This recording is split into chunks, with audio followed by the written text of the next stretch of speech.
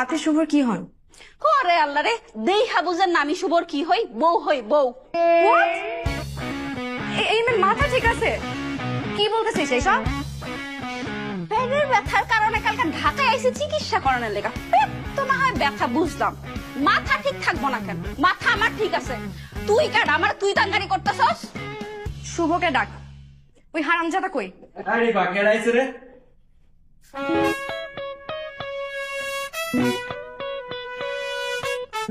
কি আশ্চর্য, এত রাতে তুমি এখানে? শুভ, এই মহিলাকে এত রাতে এই মহিলা তোর বাসায় কি করে? হ্যাঁ, ও বলতেছে ও তোর বউ।